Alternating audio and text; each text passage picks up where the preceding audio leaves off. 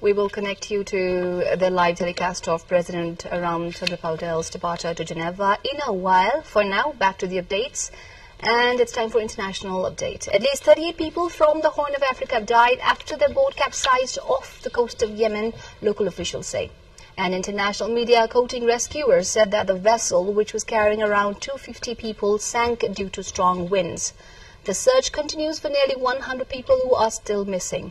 Local authorities in Rudum, east of Aden, said that those on board were migrants, mostly from Ethiopia, who use Yemen as a transit point to reach Gulf states.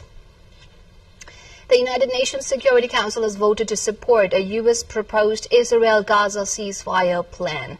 The proposal sets out conditions for a full and complete ceasefire, the release of hostages held by Hamas, the return of dead hostages remains, and the exchange of Palestinian prisoners. 14 of the 15 Security Council members voted in favor of the U.S. drafted resolution. Russia abstained.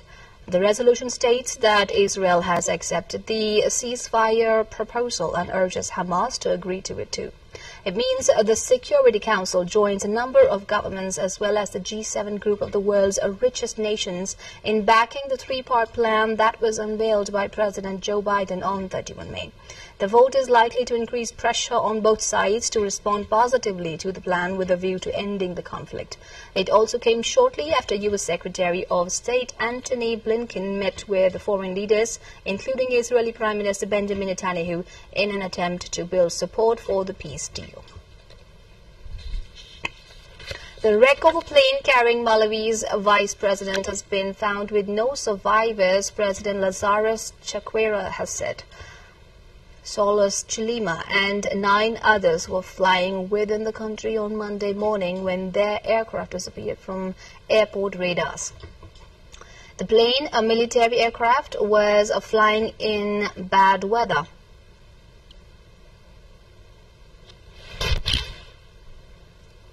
Soldiers had been searching Chikangua forest overnight and into the morning in an effort to find the plane. In a news briefing on Tuesday, President Chakwera said the Malawi Defense Force commander informed him that the search and rescue operation has been completed and the plane was found. He said the rescue team found the aircraft completely destroyed. The vice president and president come from different parties, but the two teamed up to form an alliance during the 2020 elections. And here we connect you back to the live telecast of President Ramchandra Paudel's departure to Geneva.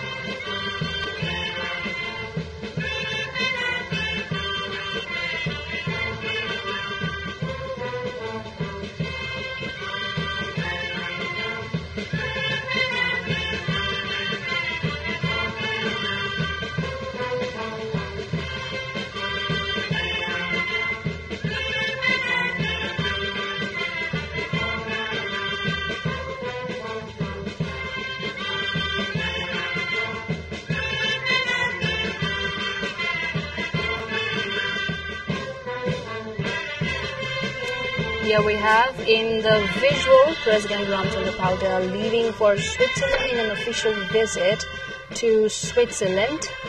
President Paudel is to address the inaugural forum of the Global Coalition for Social Justice, which will take place during the high-level segment of the 112th session of the International Labour Conference, as per the information provided by Ministry of Foreign Affairs.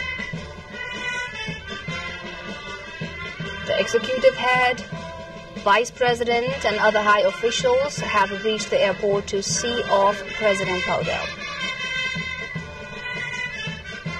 And the team of Nepali army is also preparing to present the Guard of Honor to President Paudel.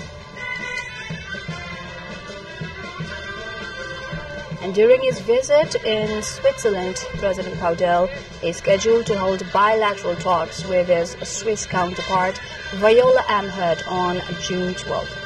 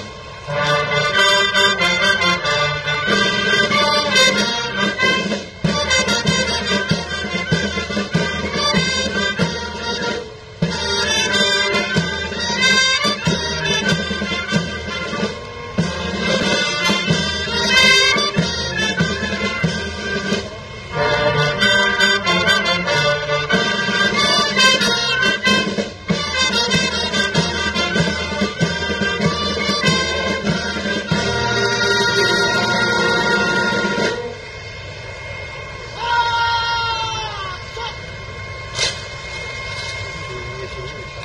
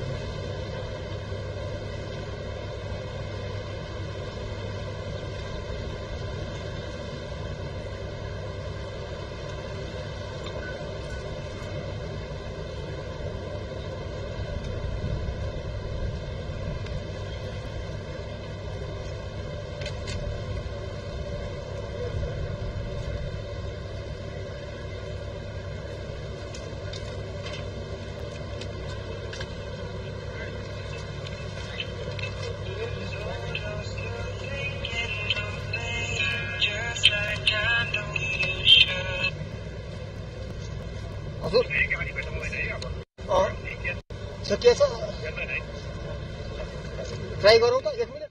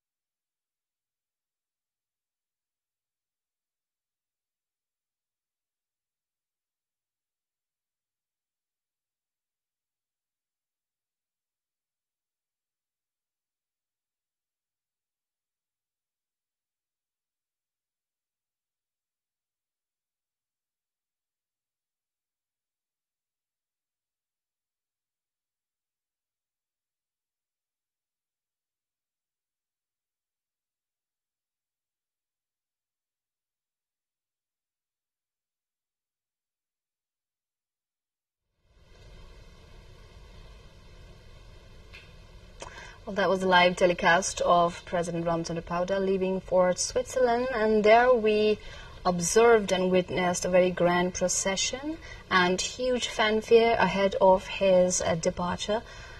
So we wish the head of the state for his official trip to Geneva and Berlin to be successful and fruitful. And now here we are back to the updates from around the world. The leaders of 9 of NATO's eastern flank countries, B9, are meeting in Riga, Latvia to prepare for the Alliance's summit in Washington next month. NATO Secretary General Jens Stoltenberg and the leaders of Sweden and Finland are also attending the meeting. It will be the first time Latvia has hosted the B9 format summit meeting, which was established relatively recently in 2015 and involves representatives of Bulgaria, Czechia, Estonia, Hungary, Latvia, Lithuania, Poland, Romania and Slovakia. Since its accession to NATO earlier this year, it could also be argued that Finland forms part of the eastern flank, but it is not part of the B9 format. The Riga summit will also be among the many events marking the 75th anniversary of NATO's founding and the 20th anniversary of Latvia's NATO membership. Now the sports.